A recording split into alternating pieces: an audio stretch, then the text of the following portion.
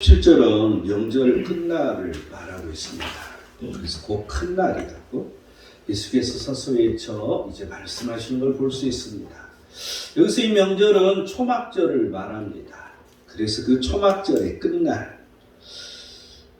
레위기 23장 39절을 보면 일곱째 달 15째 날부터 이래 동안 여호와의 절기를 지킨다고 이렇게 말해주고 있습니다. 그런데 이 초막절에는 어떤 풍습이 있었냐면 이 이스라엘 이 여자들, 여인들이 물을 길러서 이 성전 제단에 물을 붓는 그런 이 풍습이 있었습니다. 그래서 이랫동안 계속해서 물을 길러다가 이 제단에 이제 부었겠죠, 물을. 그러면 그러한 이 사람들은 물을 보고 있는 거죠. 물을 길러와서 붓는 걸 보고 있는 거죠. 그런 이 물에 대한 개념을 보면서 예수님은 물에 대한 말씀을 해주시고 계시는 걸 볼 수 있습니다.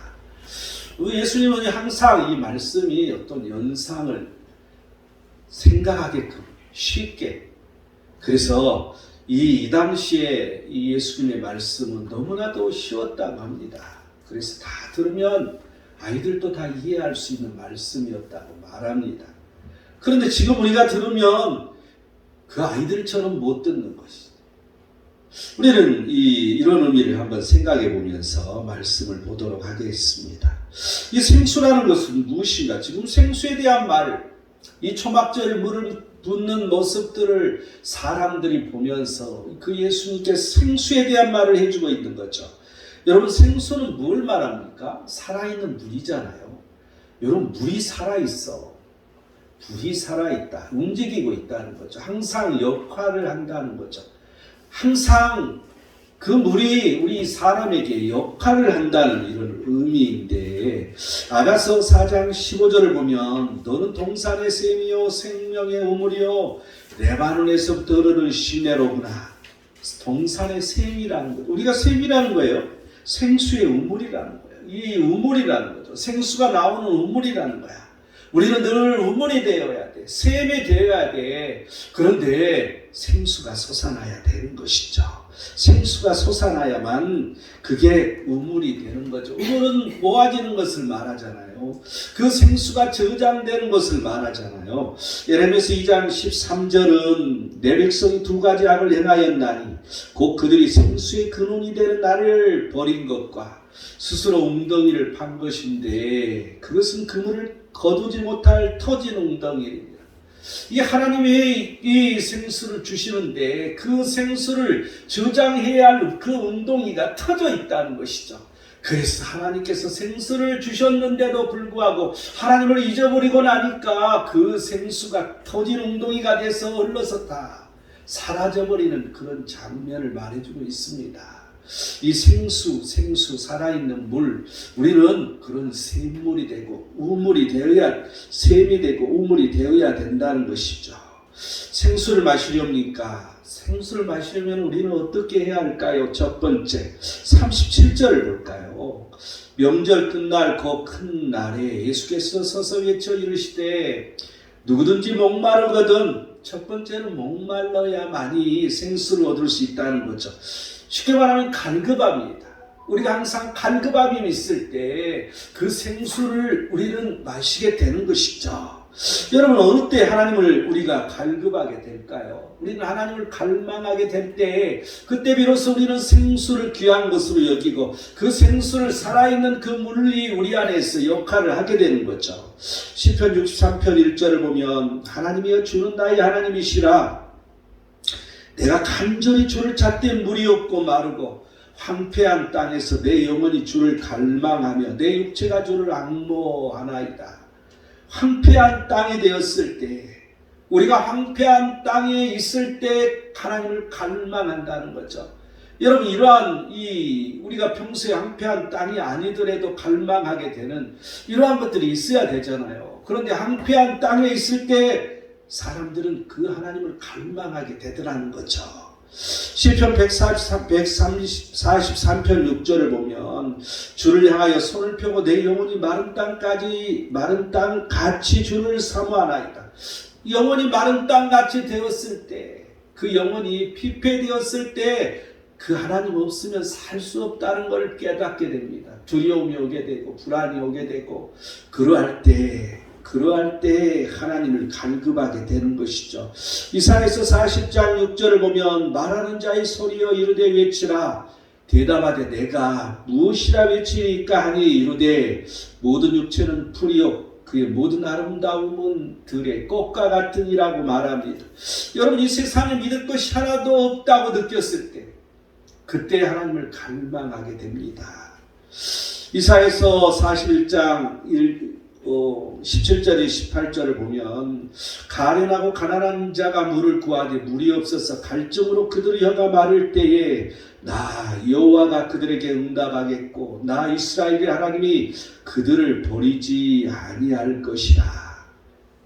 물이 없어서 갈증으로 가련하고 우리가 가난한 자가 되었을 때 여러분 가련하고 가난한 자라니까 물질로 가련하고 가난한 이러한 것도 있겠지만 항상 하나님의 영적으로 하나님을 바라보는 그 영이 가련하고 가난할 그러할 때 그래서 물이 없어 하나님 말씀을 들어도 들리지 아니하고 하나님 말씀을 늘 되새겨도 되새겨지지 아니하는 이럴 때 갈증이 생겨서 혀가 마른다는 거죠.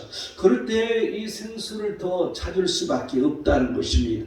에레미야서 16장 19절은 여호와 나의 힘 나의 요새 환난 날의 피난처시여 민족들이 땅 끝에서 주께 이르러 말하기를 우리 조상들의 계승한 바는 허망하고 거짓되고 무익한 것뿐이라. 여러분 이 모든 일들이 허망하고 거짓되고 무익한 것을 깨달았을 때 그때 우리는 갈급할 수밖에 없다는 거죠. 갈망하게 된다는 것입니다.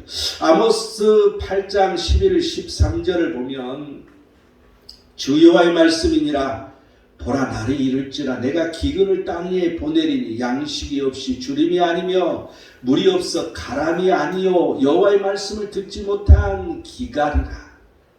그래서 여호와의 말씀을 구하려고 돌아다녀도 얻을 수가 없다는 거죠. 그날의 아름다운 처녀와 젊은 남자가 다 갈아여 쓰러지리라. 여러분 늦을 때가 있다는 거예요. 너무 이 말씀을 듣지 못한 기간을 깨달았을 때는 늦는다는 거죠. 그런데 그때도 갈급할 수밖에 없다는 것입니다.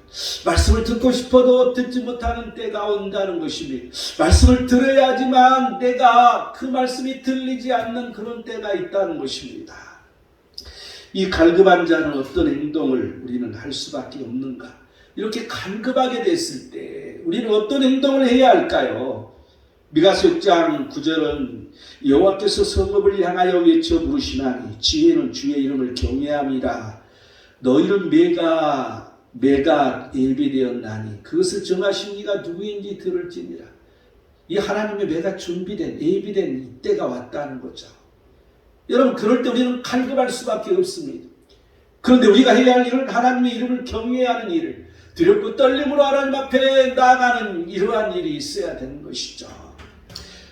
시편 42편 2절은 내 영혼이 하나님 곧 살아계신 하나님을 갈망하나니 내가 어느 때에 나아가서 하나님의 얼굴을 배울까. 여러분 살아계신 하나님을 갈망해야 된다는 것입니다. 하나님이 내 마음속에 죽어있는 것이 아니라 살아계셔서 내가 두렵고 떨림으로 그 하나님을 갈망해야 된다는 것이죠. 여러분 이런 간절한 갈망을 우리는 우리 마음속에 가지고 움직여야 되는 것입니다. 잠언 1장 20절을 보면 지혜가 길거리에서 부르며 광장에서 소리를 높이며 잠언 8장 1절을 보면 지혜가 부르지 아니하느냐 명철이 소리를 높이지 아니하느냐. 여러분 우리에게 그 하나님의 말씀이 우리를 부르는 소리가 있을 때가 있다는 것입니다. 여러분 이때는 처절한 때입니다. 이때는 이제 그 하나님의 매가 준비돼서 우리가 어찌할 수 없는 그런 급박한 때입니다. 여러분 이러할 때 그 하나님 그 소리를 우리는 들어야 되는데 그 소리가 나를 부르는데도 불구하고 우리는 듣지 못할 때가 많이 있다는 것이죠. 여러분 그 소리를 우리는 들어야 됩니다. 이 갈급함이 있는 자들에게 하나님은 어떻게 반응하실까? 이렇게 갈급함으로 하나님 앞에 나와 하나님을 경외하는 이런 살아계신 하나님을 갈망하여서 두렵고 떨림으로 하나님 앞에 나오는 자들에게 어떻게 하나님은 반응하시냐는 거죠. 이사야서 44편 44장 3절을 보면 나는 목마른 자에게 물을 주며 마른 땅에 시내가 흐르게 하며 나의 영을 내 자손에게 나의 복을 내 후손에게 부어주리니. 물을 주고 시냇물이 흐르게 하는 거죠. 영을 부어주신다는 겁니다. 하나님의 영을 부어주셔서 우리가 갈급할 때 하나님의 영이 우리에게 임하는 것이다. 그 하나님을 내가 구할 때 그때 그 영이 임하고 나서 복이 온다는 것은 우리는 늘 항상 영적인 문제가 해결될 때 우리 물질의 복이랄지 또한 우리 환경의 문제랄지 이런 것들이 순차적으로 가는 것을 우리는 깨닫게 해줍니다. 이사야서 41장 17, 18절을 보면 지금 이제 이 앞에 한번 봤죠. 가련하고 가난한 자. 그들이 물을 구했지만 물이 없어서 그 갈증으로 그 혀가 말랐다는 거죠. 그런데 그때 그 여호와가 그들에게 응답하겠고 또한 그들을 하나님이 버리지 아니하실 것이다. 내가 헐벗은 산에 강을 내며 골짜기 가운데 샘이 나게 하며 광야가 못이 되게 하며 마른 땅이 샘 근원이 되게 할 것이며. 여러분, 이 마른 땅이 샘의 근원이 되게 그 하나님이 샘물이 솟아나서 우리에게 충만하게 촉촉이 적게 하신다는 것이죠. 응답하시고 버리지 아니하시고 강을 내며 샘이 나게 마른 땅에 샘의 근원이 되게 하시는 그 하나님. 그 하나님은 그렇게 반응하신다는 거예요. 우리가 어느 때든지 돌이켜서 하나님 앞에 두렵고 떨림으로 갈망하여 나오면 살아계신 하나님을 부르짖으면 그 하나님은 이렇게 반응해 주신다는 것이죠. 요한계시록 21장 6절은 내게 말씀하시되 이루었도다. 나는 알파와 오메가요 처음과 마지막이라. 내가 생명수 샘물을 목마른 자에게 값없이 주리니. 여러분, 이 하나님은 우리가 그 하나님을 갈망하고 나아갔을 때 값없이 주신다는 거예요. 그냥 주시는 거야. 그 생명샘물을 그 목마른 자에게 그냥 아무 대가 없이 그냥 주시겠다는 거죠. 여러분, 그러다 보니까 이 공짜야 이거 이렇게 생각하는 사람이 많아. 우리는 감사할 줄 알아야 되는 거죠. 항상 사람들이 이런 개념에 그냥 공짜 개념으로 생각하는 사람들이 많습니다. 그런데 우리는 늘 보답이 있어야 되는 거죠. 이 생수를 마시렵니까? 생수를 마시려면 어떻게 해야 할까요? 두 번째, 이제 37절 계속 보면 누구든지 목마르려거든 내게 와서 마시라. 와라는 거죠. 오라. 예수께 나오라는 거야. 예수님에게 나오라는 겁니다. 마태복음 11장 28절은 수고하고 무거운 짐진 자들아 다 내게로 오라. 내가 너희를 쉬게 하리라. 여러분이 힘듭니까? 여러분 고통스럽습니까? 여러분 고난이 늘 우리의 앞길을 막고 있습니까? 이러할 때 그 예수님께 나오라는 것입니다. 우리의 마음이 진정으로 우리의 속 깊이 뼛속까지 하나님 앞에 나아가는 그 나아감이 있어야 됩니다. 우리가 형식으로 우리 모습만 교회에 나와 있는 모습이 아니라 우리의 영과 혼과 우리 육신 모든 것들이 하나님 앞에 나와야 되는 것이죠. 예수님께 가서 어떻게 그러면 나아가서 어떻게 해야 되는 것인가? 아가서 5장 1절을 보면 내 누이 내 신부야 내가 내 동산에 들어와서 나의 몰약과 향재료를 거두고 나의 꿀송이와 꿀을 먹고 내 포도주와 내 우유를 마셨으니 나의 친구들아 먹으라. 나의 사랑하는 사람들이 많이 마시라. 여러분, 주의 동산에 와서 마시라는 거죠. 우리가 예수님께 나가는 것은 주의 동산으로 나가는 것입니다. 그 주의 동산에 가서 가만히 앉아있는 게 아니라 마시는 것입니다. 그 예수님께서 주시는 것을 마시라는 거예요. 항상 동산에 나와서 마시라는 거죠. 시편 36편 8절에서 9절을 보면 그들이 주의 집에 있는 살찐 것으로 풍족할 것이라. 주께서 주의 복락에 강물을 마시게 하시리이다. 진실로 생명의 원천이 주께 있사오니 주의 빛 안에서 우리가 빛을 보리이니. 여러분, 우리가 주의 집 하나님의 집에 가서 강물을 마시라고 그 주의 동산에서 마시는 것과 똑같은 말이잖아요. 주의 동산, 주의 집, 하나님의 집. 여러분, 이 교회를 지금 같으면 그리스도의 몸인 그리스도의 머리인 교회를 말하겠죠. 이곳에서 강물을 마시라는 거예요. 그냥 물이 아니라 철철 흘러넘치는 너무나도 많은 그 강물을 마시라고 말해주고 있습니다. 그러면 주의 빛 안에서 빛을 보리라고. 그 하나님의 빛 안에서 이 주의 동산, 주의 집이 하나님의 빛으로 가득 차 있다는 것이죠. 그래서 그 빛 안에서 빛을 보는 일이 생긴다는 거야. 그 하나님의 빛을이라 해야지. 발음이 맞겠죠. 빛이 아니라, 빛쟁이 빛이 아니라 하나님의 빛을 비춰주는 빛. 이 빛을 우리는 봐야 된다는 것입니다. 이사야서 55장 3절은 너희는 귀를 기울이고 내게로 나와 들으라. 그리하면 너희 영원히 살리라. 내가 너희를 위하여 영원한 언약을 맺으리니 곧 다윗에게 허락한 확실한 은혜니라. 예수께 나와 들으라는 거죠. 그런데 듣는 게 귀를 기울이고 들으라고 말해주고 있습니다. 그럴 때 너희 영원히 산다고. 내 영혼이 살리는 일을 해야 된다는 것이죠. 내 영혼이 사는데 중점을 둬야 돼. 여러분, 항상 우리는 교회에 나와서 형식적으로 앉아있는 그러한 모습이 아니라 내 영혼이 살아 움직이는 그 생수가 내 안에서 움직일 수 있도록 내가 통로가 되어야 되는 거죠. 내가 우물이 되고 내가 샘이 되는 그런 일을 해야 되는 거죠. 그럴 때 언약이 움직이기 시작하는데 그 언약이 은혜라는 것입니다. 하나님의 은혜가 오기 시작한다는 거죠. 왜 나는 은혜가 없지? 왜 나는 다른 사람은 은혜를 받는 것 같은데 나는 은혜를 받지 않는 것 같지?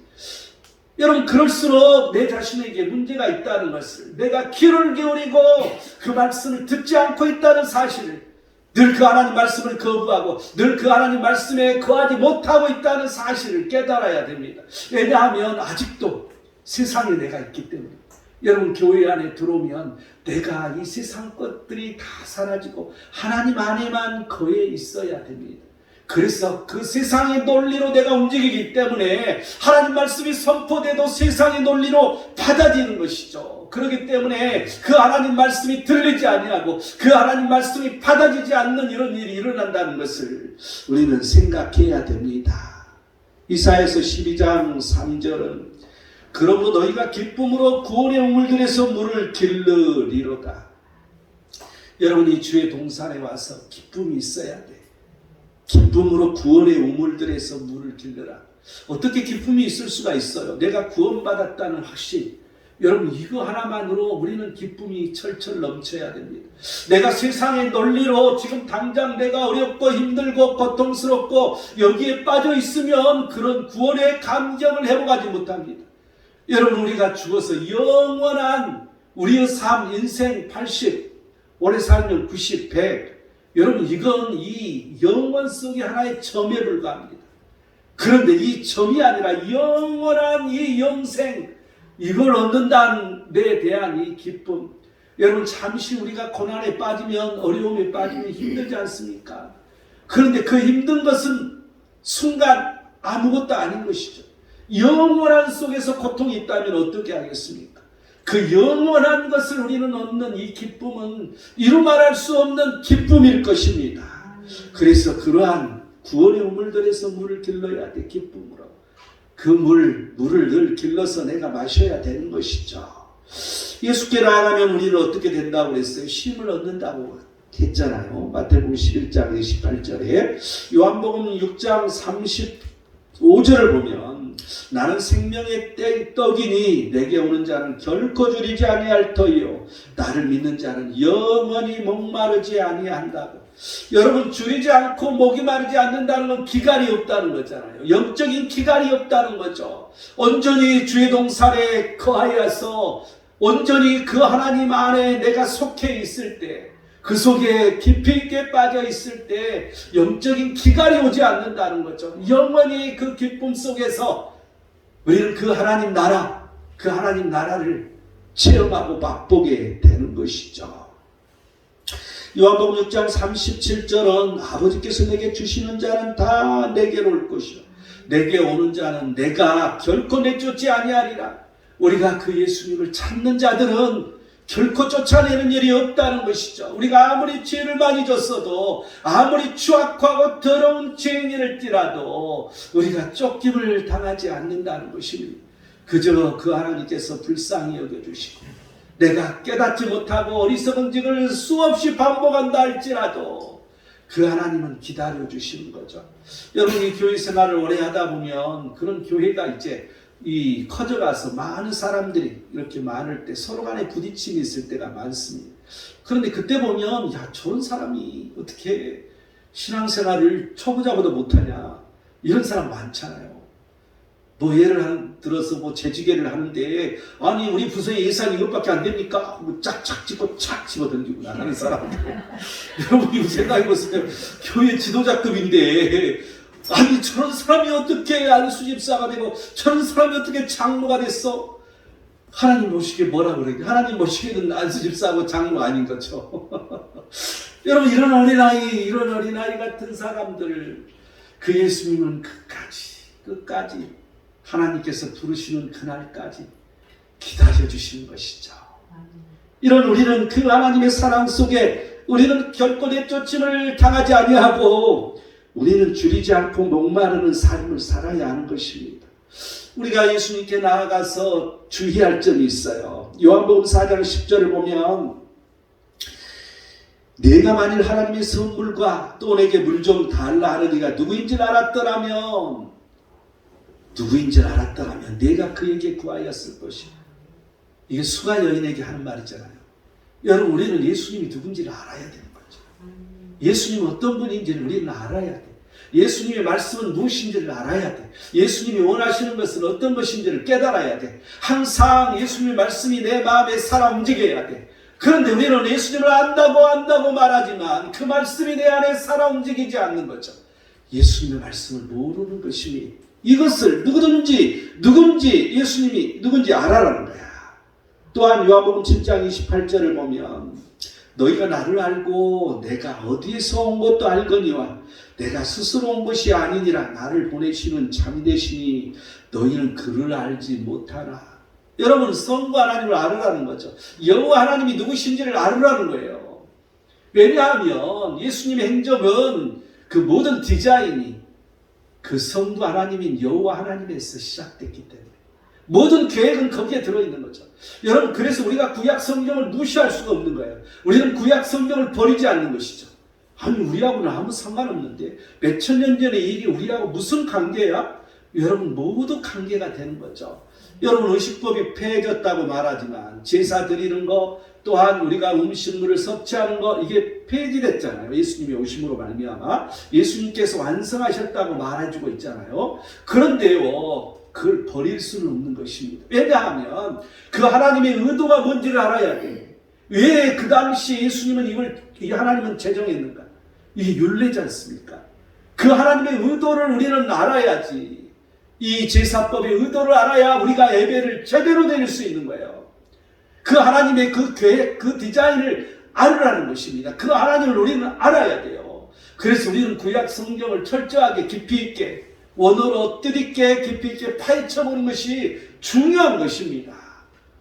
늘 그 하나님의 의도가 무엇인지 그 의도를 행하는 게 예수 그리스도요. 이제 그 의도대로 그 예수 그리스도께서 다시 올 날을 기다리는 게 그 하나님의 뜻이지 않습니까? 우리는 그 하나님을 알아야 되는 것입니다. 요한복음 14장 6절은 예수께서 이르시되 내가 곧 길이요 진리요 생명이니 나로 말미암지 않고는 아버지께로 올 자가 없느니라.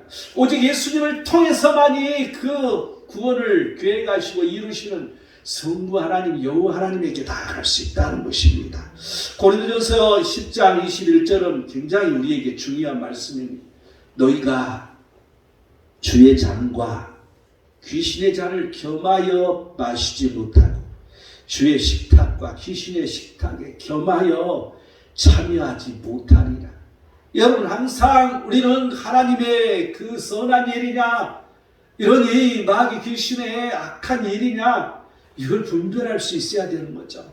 우리 하는 모든 일들이 이런 악한 영들이 타면 우리는 그 귀신의 잔, 귀신의 식탁에 앉는 거하고 똑같은 것이죠. 우리는 분별을 해야 돼. 항상 선악을 잘 분별할 수 있어야 돼. 그런데 선이 이 세상의 선이 아니라 말씀이라는 사실, 생수라는 사실. 그래서 우리에게 생수가 살아 움직여야만이 우리는 그 선에 늘 속할 수 있다는 것입니다. 조금 더 우리는 그런 귀신의 장난에, 마귀의 장난에 빠지지 않는다는 것이죠. 우리는 이 의미를 잘 되새겨야 됩니다. 생수를 마시렵니까? 생수를 마시려면 어떻게 해야 할까요? 마지막 세 번째 38절, 나를 믿는 자는 성경의 이름과 같이 그 배에 생수의 강이 흘러나오리라 하시니, 39절, 이런 그를 믿는 자들이 받을 성령을 가리켜 말씀하신 것이라. 이 세 번째는 생수의 강이에요. 생수를 마시려면 생수의 강에 속해 있어야 되는 거죠. 생수가 흘러가는 강에 있어야 되는 거잖아요. 여러분, 이 성령으로 역사하는 사람 안에 흘러나오는 생수가 성령으로 역사하는 사람 안에 흘러나오는 걸 말한다고 내가 처음에 얘기를 했잖아요. 성령으로 역사해야만이 그 생수가 흘러나오는 이런 역할을 하는 이 중간자의 역할이 있다는 것입니다. 내 스스로 하려고 하더라도 안 되는 거죠. 성령이 임해야 되는 거죠. 이 생수는 어디에서 나오는 것인가? 요한계시록 22장 1절을 보면 그가 수정같이 밝은 생명수의 강을 내게 보이니 하나님과 및 어린 양이 보호자로부터 나왔어. 여러분, 그 생수가 하나님 어린 양으로부터 나온다는 것이죠. 그러면 생수는 어떻게 얻을 수 있는 것인가? 이사야서 55장 1절을 보면 오라 너희 모두 목마른 자들아 물로 나오라, 돈 없는 자도 오라, 너희는 와서 사 먹되 돈 없이 값 없이 와서 포도주와 젖을 사라. 여러분, 생수는 나아가는 거예요. 물로 나오는 거죠. 말씀으로 나오는 거예요. 우리는 늘 말씀을 듣기에 최선을 다해야 돼.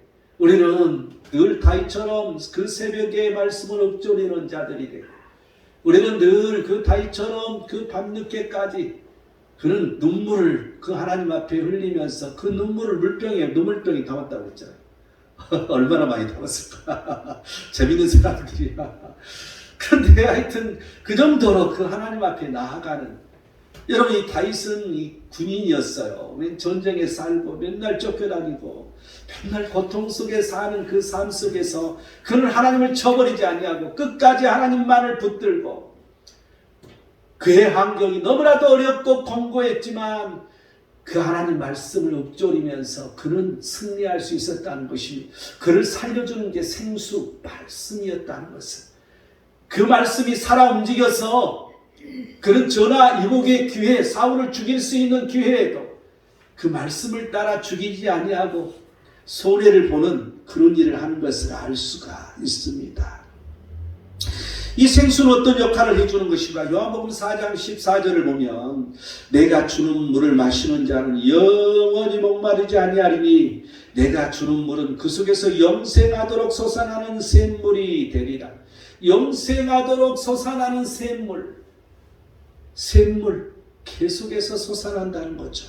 그래서 영생하도록 만들어준다는 것입니다. 에스겔 47장 9절을 보면 이 강물이 이르는 곳마다 번성한 모든 생물이 살고 또 고기가 심히 많으리니 이 물이 흘러 들어가므로 바닷물이 되살아나겠고 이 강이 이르는 각처의 모든 것이 살 것입니다. 여러분, 성소에서 나오는 물이었어요. 이 성소에서 나오는 하나님으로부터 나오는 이 물, 이 생수가 모든 것이 살아나는 일이 생겼다는 것입니다. 생물이 살아났고 물고기가 살아났고 바닷물이 살아났고 강물이 닿는 각처마다 살아났다는 것이죠. 사는 역사가 일어난다는 걸 알 수가 있어요. 또 계속해서 이제 에스겔 47장 12절을 보면 강 좌우가에서 각종 먹을 과실나무가 자랐다. 그리고 잎이 시들지 않았다고, 또 열매가 끊이지 않았다고, 또 달마다 새 열매를 맺었다고. 그 이유는 그물이 성소를 통하여 나왔기 때문이라고. 여러분, 이 성소를 통하여 나오는 역사, 항상 교회를 통하여 말씀이 선포되는 그 말씀을 듣는 자들에게 과실나무가 자라서 잎이 시들지 않는다는 거죠. 달마다 새 열매를 맺는다는 거죠.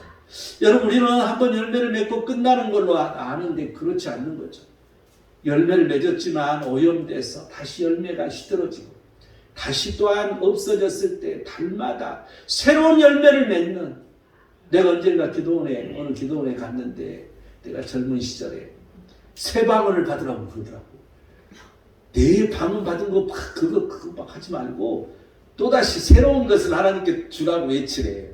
참, 그 방언 한번 받기도 힘들지만 새 방언을 또 다른 방언을 받으라는 거야. 그런데 색다르게 느껴지라고. 그래, 맞아. 새로운 걸 또 받아야지. 그리고 막 기도했더니 새로운 뭐가 다시 나오더라고. 새로운 방언이 막 새롭게 말이 되더라고요. 그래, 하여튼 뭐가 됐든 간에 우리의 열매는 달마다 새로운 열매를 맺어야 된다는 거죠. 여러분, 열매가 그냥 하나의 복숭아만 열매 맺는 게 아니라, 복숭아철 그때죠. 황도가 아주 맛있었는데 그냥 그거 하나 달랑 따먹고 그냥 끝나는 게 아니라 또 이 달마다 이 철마다 나오는 그 열매를 우리가 먹어야 되지 않습니까? 철마다 이렇게 바꿔지는, 우리는 그 성령의 열매를 우리는 먹어야 되는 것이죠. 이 생명수로 인도하는 역할이 계시록 22장 17절을 보면 성령과 신부가 말씀하시기를 오라 하시는도다. 듣는 자도 오라 할 것이요 목마른 자도 올 것이요 또 원하는 자는 값없이 생명수를 받으라 하시더라. 성령의 역할을 하는 거죠. 성령께서 오라고 말씀하시고 성령께서 또한 값없이 생명수를 마시라고 말씀하신다는 거예요. 우리에게. 우리는 늘 그 성령에 민감한 사람들이 되어야 됩니다. 우리가 어떻게 성령을 쉽게 받는 방법은 전제는 믿음이죠. 믿음으로 받을 성령. 믿음 없으면 성령을 받을 수가 없습니다. 그런데 누가복음 11장 9절에 13절을 보면 이 구할 때 너희 하늘 아버지께서 구하는 자에게 성령을 주시지 않겠느냐. 구할 때 하나님 성령이 내게 임하시라고 구해야 되는 것이죠. 이럴 때 성령이 임하는 거예요. 사도행전 15장 8장 15절에 17절을 보면 이 사도가 가서 이제 안수를 해줬더니 그 안수할 때 성령이 임했다고 말해주고 있어요. 또한 사도행전 10장 44, 45절을 보면 이 베드로가 하나님 말씀을 이렇게 선포하고 증거할 때 말씀을 듣는 중에 성령이 부어졌어요. 내가 성령을 받는 게 아니라 성령이 부어지는 거야. 내가 나 혼자 성령 받는다고 서 있는 게 아니라 모든 사람에게 성령이 부어지는 거예요. 이 개념을 우리는 이해를 해야 됩니다. 이 성령이 나타나는 이 증상, 이 성령이 나타나면 어떤 증상이 나타나느냐. 고린도전서 12장 13절을 보면 세례를 받아서 한 몸이 되는, 여러분 성령 세례를 받아야 돼요. 성령 세례가 임해서 모두 한 몸이 되는 일이 일어난다는 거죠. 또한 에베소 5장 18절은 성령으로 충만함을 받으라고 그러잖아요. 충만함이 임한 현상이 오는 거죠. 이사야서 58장 11절은 물이 끊어지지 아니하는 샘, 물된 동산이 된다. 여러분 성령이 항상 우리에게 임해서 우리가 그 생수가 계속 내게 넘칠 때 그 물이 끊어지지 아니하는 내가 샘이 되는 거죠. 이사야서 59장 21절을 보면 하나님의 영과 말씀이 영원하게 된다는 거죠. 항상 그 말씀이 우리에게 영원해야 돼. 또한 갈라디아서 5장 22절 23절, 또한 요엘서 2장 28절 이렇게 보면 성령의 열매가 맺게 되는 거고요. 성령의 은사가 우리에게 온다는 거예요. 요한복음 14장 26절을 보면 가르치고 생각나게 해준다고 그러잖아요. 잠언 1장 23절을 보면 하나님의 말씀이 보이게 된다고 그랬어요. 성령이 임하면 하나님 말씀이 보이는 거야. 여러분 신비적인 걸 한번 이렇게 깊이 있게 기도를 하다 보면 여러 가지 체험을 하는데요. 하나님 이 환상을 이렇게 보는데 환상이 말씀이에요. 말씀이 환상으로 보여요. 뭐 이런 현상들. 아주 가지가지 희한한 이해가 되지 않는 이런 것들을 깊이 있게 볼 수 있어요. 그런데 이게 말씀에서 벗어난 건 잘못된 거죠. 항상 말씀으로 비교를 해봐야 돼요. 여러분 이런 일들이 흔하게 우리에게 일어나요. 실제 일어납니다. 여러분 우리가 성령을 구하고 성령 안에 우리가 사는 게 중요한 거야. 또한 이사야서 32장 15절을 보면 위에서부터 영을 우리에게 부어주시는데 그렇게 됐을 때 광야가 아름다운 밭이 된다. 여러분 광야, 벌판 이런 게 아름다운 밭이 되고 아름다운 밭을 숲으로 여기는 일이 일어난다는 거죠. 우리 마음의 변화가 일어나는 거야. 우리 환경이 변화가 없더라도 우리 마음이 늘 아름다운 밭이 되고 또한 아름다운 수비되는 일이 일어나는 것이죠. 이럴 때 실제 그러한 믿음이, 여러분 내 마음이 그렇게 됐을 때 믿음이 그렇게 되는 거잖아요. 여러분 내 믿음, 영적인 내 믿음이 있을 때 그 내 믿음대로 되는 그런 실제를 우리는 만날 수 있는 거예요. 우리는 이러한 은혜 속에 우리는 살아야 할 것입니다. 또한 요한복음 14장 16, 17절을 보면 그 하나님께서 우리 안에 함께 거하시고 그 성령이 우리 안에 계시는 것이죠. 또한 사도행전 4장 31절은 성령이 충만하니까 담대히 그 하나님 말씀을 전하는 일이 일어났다는 거죠. 여러분 이 성령에 민감하려면 로마서 8장 9절처럼 여러분 그리스도의 영이 없으면 그리스도의 사람이 아니에요. 성령이 내게 없는 것 같아. 그럼 나는 그리스도인이 아니라는 걸 알아야 돼. 여러분 이게 민감해야 돼. 에베소 4장 30절은 하나님의 성령을 근심하게 하지 말라. 그 안에서 너희가 구원의 날까지 지심을 받았느니라고 말합니다. 성령을 근심하게 해서는 안 된다는 것은, 여러분 우리가 늘 하나님을 멀리하고 늘 우리가 교회를 멀리하고 이러면 이럴수록 성령은 근심하게 되는 거예요. 그런데 그 근심의 도가 지나칠 때 그 성령을 회복하려면 힘들어지는 것이죠. 결론을 맺겠습니다. 이제 40절, 41절, 42절, 44절까지 3절, 4절까지 보면 세 부류의 사람이 나와요. 똑같은 장소에서 예수님의 말씀을 들었어. 또한 그 예수님 한 사람에게 똑같은 말씀을 들었다는 거죠. 그런데 이 듣는 것이 중요한 것이 아니라 받는 것이 중요하다고 느끼는 것은 세 부류의 사람이 나타나더라는 거죠. 첫 번째는 믿는 자들. 그걸 예수님 말씀을 그대로 믿었어. 여러분 성령이 임하여 이 사람은 생수의 우물이 되는 것을 우리는 느낄 것입니다. 그런데 거부하는 자들. 그들은 너무 많은 걸 알고 있었어. 하나님 말씀도 많이 알고 있는 사람들이었어. 보수적인 사람이라고 얘기하죠. 이들은 그 하나님 말씀을 너무 많이 알다 보니까 깊이 있게 알지 못하고 알기만 많이 한 거죠. 메시아는 베들레헴에서 난다고 그랬는데 아니 저 사람은 나사렛 사람 아니야? 이런 총구석에서 온 사람이 무슨 메시아라고 말하지? 여러분 예수님은 베들레헴에서 태어나셨어요. 그런데 그것을 알지도 못하고 그런 물어보지도 아니하고 파헤쳐 보지도 아니하고 이 알려고 해보지도 아니하고 거부한 것이죠. 여러분 이 지식이 많은 사람은 이렇게 되는 거예요. 항상 뭔가 머리에 찬 사람은 예수님을 깊이 있게 믿기가 힘들어요. 내가 가지고 있는 지식, 내가 가지고 있는 이런 세상의 논리, 철학, 또한 내가 가지고 있는 그 모든 것들을 다 내려놔야 돼. 없어져야 돼. 그리고 하나님 말씀으로 채워질 때 우리는 그 생수가 움직이는 그런 사람이 되는 것입니다. 이들에게 이제 불화가 발생해 분쟁이 생기죠. 여러분 성령이 없으면 분쟁이 생기는 거예요. 성령이 있는 자와 성령이 없는 자가 만나서 분쟁이 있을 수밖에 없어. 교회가 분쟁이 있는 이유는 성령이 활동하지 않기 때문에, 성령이 그 마음속에 움직이지 않는 사람 때문에 그들은 말씀에서 벗어나 있는 거죠. 그러다 보니까 분쟁이 생긴다는 것, 다툼이 일어난다는 것을 알 수가 있습니다. 마지막 세 번째 부류의 사람은 사탄의 음모에 빠진 자들, 예수님을 죽이고자 하는 자들. 여러분 사탄은 늘 건듭니다. 그런데 슬쩍 미혹돼서 거기에 빠지면 더 죄 속에 빠지도록 만드는 거죠. 그게 건드는 게 뭐예요? 분노하게 만들죠. 그런데 그 분노를 넘어서 죄에 빠지게끔 자꾸 건드는 거죠. 그래서 저주하게 하고 욕하게 하고 이게 죄에 빠지는 거잖아요. 그러면 시작되는 거죠. 이 사탄의 음모가 이제 완전히 그 사탄이 우리를 짓밟고 있다는 것을, 우리는 사탄의 억압받는 자가 될 수밖에 없다는 것을 알아야 할 것입니다. 여러분 항상 우리에게 생수가 흘러넘쳐서 우리가 그 믿음대로 되는 놀라운 역사를 경험하는 우리 모든 자들이 되시기를 축원드립니다. 기도하겠습니다.